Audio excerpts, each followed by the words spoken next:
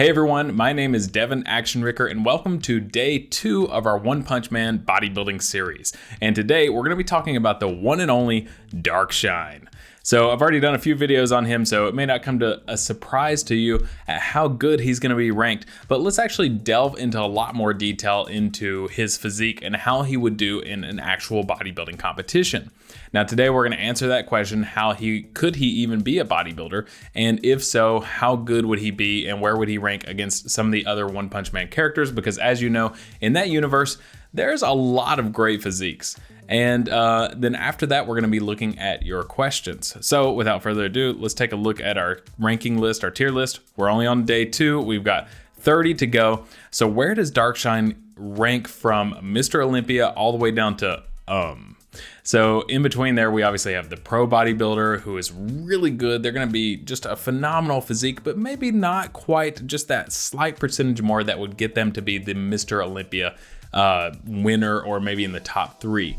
Then after that, you have an amateur bodybuilder who is going to be like super shredded, in great shape, but maybe just a little less than a pro bodybuilder. Then you have athletic, which is where we put Saitama. So he had a really great physique, but could really use a little bit of work on that X shape to it. So build out the lats, build out the delts, build out the legs a little bit more, and get more of a V taper.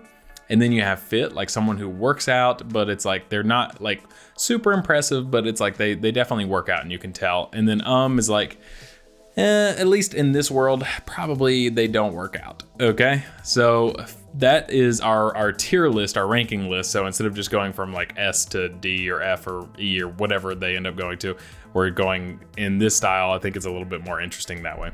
So let's take a look at Darkshine. So we're looking at his stats from Fandom. He is wow, he's only 27 apparently, but he is 7'8.5". That's crazy. That would be the tallest bodybuilder of all time as far as I'm aware. Actually, in fact, the current tallest bodybuilder is called the Dutch giant Olivier Richters. I believe is how I always want to say Oliver, but I believe it's pronounced Olivier Richters, and he is 7'2". So take a look at how big this dude is. He's absolutely massive. These guys right here are like probably pretty good size. And then let's see, I think he's got one in here. Yeah, I mean, like look at him next to Larry Wills right there. I'm not sure how tall Larry is. He's probably like 6 foot or so. But yeah, this guy is absolutely massive. And he only weighs, I believe, like 300 and some pounds, something like that. Yeah, 342 pounds. So if he only weighs that, Darkshine coming in at even taller, like 6.5 inches taller, and weighing in like 200 plus more pounds.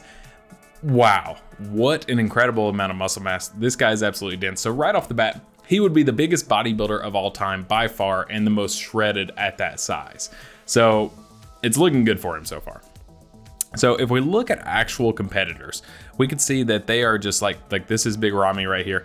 Absolutely shredded, especially nowadays. You can look at some old pictures like of Arnold where he looks great. He wasn't natural, but he looks a lot more natural, like a lot more obtainable at least. And today they're just so lean and so well conditioned. It's really incredible. And I actually think that Darkshine is that well conditioned as well. And let's see here. So Darkshine, if we look at this, I mean, we can see the vascularity, the veins on his back.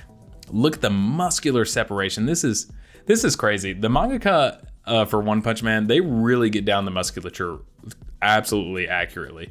This is crazy. Like even the back shots right here, they look great. You could see like the traps, the lats, the rear delt, the triceps, all the muscular separation. You could tell they really love, just the human body, but probably also they're probably in love with bodybuilding in general. And it's not just Darkshine. That's why I'm doing it for the One Punch Man universe, because there's so many great physiques in this. Now, I thought this was interesting. I believe he's modeled after Ronnie Coleman, who is considered one of, if not the greatest bodybuilder of all time. He's the king. Look at this physique. This guy was absolutely massive. I believe he was about 5'11" and around 300 pounds on stage, something like that. Just absolutely massive.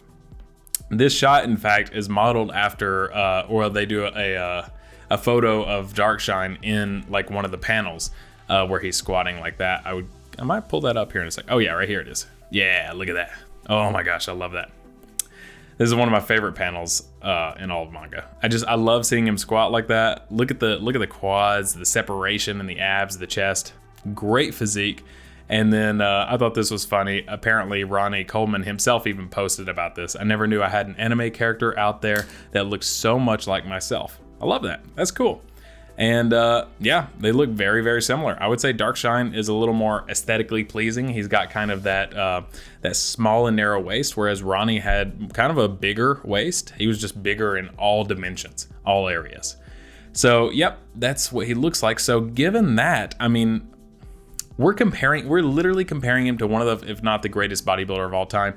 I've got to go in here and say that he is not only an amateur, not only a pro, but I'm going to go ahead and put him in the Mr. Olympia division. And like I said, I know that comes at no surprise to most of you. If you remember some of my rating shorts videos, he was the first one to ever get a perfect 40 out of 40. Now remember, the 40 out of 40 comes from, we're looking at 4 different categories. We're looking at muscle mass. How much muscle mass do they have compared to like other competitors? We're looking at symmetry.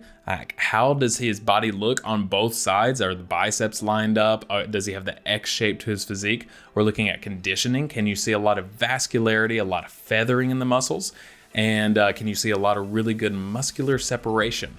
And then on top of that, we're going to be looking at proportions. And so, like, for instance, Darkshine has really, really good proportions. I love this photo of him, the colored one. And you can just see, look at the V taper right there on both sides. Look at the arms. They match the delts. They match the chest. Everything is super well proportioned. He's got that really small and narrow waist that makes him just look very aesthetic. So he does, like, I like how this picture pops up of Cedric McMillan. He had a very aesthetic shape to his physique for an open bodybuilder as well. Very, very similar type of physiques right there.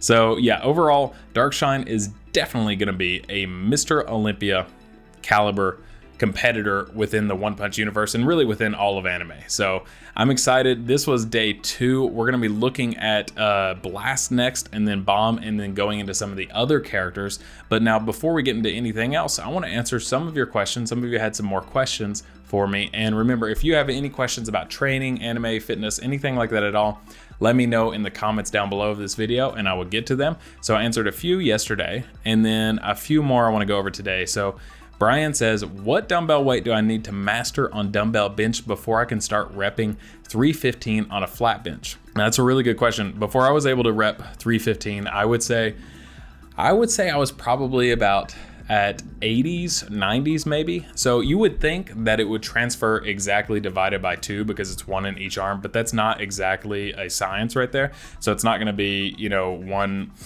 whatever that ends up being, 155, 157.5, something like that. So that would be crazy to be able to do that. And some people can do that, but those are usually the biggest of the big guys. You'll see them using 150 plus pound dumbbells. 315 pound bench is very doable for a lot of people if you've been training for a couple of years. And I would say with that, I would say you're at least looking at probably using a 100 pound dumbbell, if not maybe a 110 or so for reps, especially if you're looking to do reps of 315 on the bench.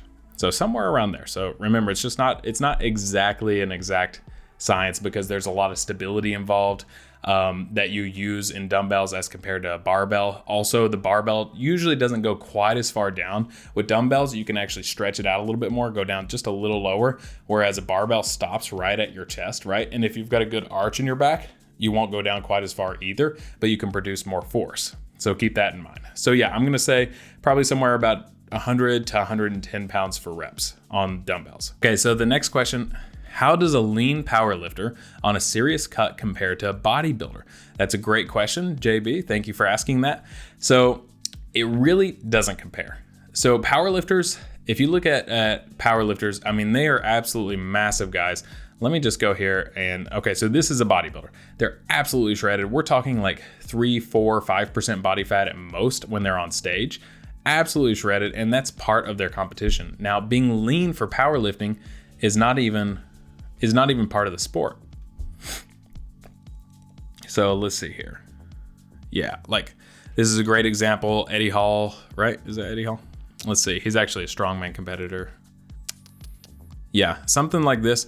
So you could see I mean, they're absolutely massive, but they don't have to be shredded at all. Like this guy right here, he's got a lot of body fat percentage, but under that is so much muscle. If he cut down, most powerlifters can transfer over to bodybuilding to some degree. It doesn't mean they're going to be professionals or Mr. Olympia or anything, but it does mean that they could probably at least compete on an amateur level. So yeah, all these guys absolutely massive in terms of muscle mass, but in terms of leanness, usually they're going to want to hit their weight division. And so let's say, like I used to compete in the 181 pound division. So you would get up to something like 200 pounds of just, muscle and just super strong. And then maybe you would cut down to that goal for like the day before or the day of the competition to hit the weight. And then you could go and just eat as much as you want and gain all that muscle back, or all that fat or muscle or whatever water weight back. So the leanness really doesn't compare between the two. But, they're still, like, for the average person, fairly lean and have a crap ton of muscle mass. So let's see. I think there was one more that I wanted to look at here. Yep. How to lose fat and build muscles. Great question, Esther. Thanks for asking. That's a complicated question because it depends on where you're at. So there's 3 ways that you can do it, right? There's 3 ways. One is if you're a noob. Let's say you've never worked out before in your life. You can actually build muscle and lose fat at the same time. The second way is if you're on steroids. So that's obviously a given. Not a way that I recommend, but it is a way that you could do it. And 3 is if you've never had a proper nutrition plan before. If you just always ate like crap and you finally get on a proper nutrition plan, that's a great way to do it. Outside of that, there are no other methods of losing weight and building muscle at the same time. So keep that in mind. And when you lose weight, you really want to train like you're training to build muscle anyway. And the reason you would do that is so that you don't lose muscle as you lose fat, right? So you're building muscle on a bulking phase and you're also building muscle on a cutting phase, or you're at least trying to, or you're training very similar. So, and then you have like a maintenance phase in which a lot of times people try to do like strength training exercises or rep ranges or sets during strength training / maintenance phases. So that is our video today. Could Darkshine be a bodybuilder? Absolutely. One of the best of all time. And he would rank amongst the top, at least as far as what we've looked at so far, of One Punch Man characters. And I think he's going to be at the top no matter what. And we went over some of your questions. So like I said, if you have any more questions about fitness or anything like that, let me know in the comments and I'll get to them in tomorrow's video. And if you like this style of video where it's like very minimal editing or anything like that, then let me know. Trying it out for a month, trying to see how it goes. This is day 2 of 30. We're going to try and go all the way. Try not to miss too many days, if any, and see what we can do. If you like this video, make sure to like and subscribe, and I will catch you in the next one. See you later.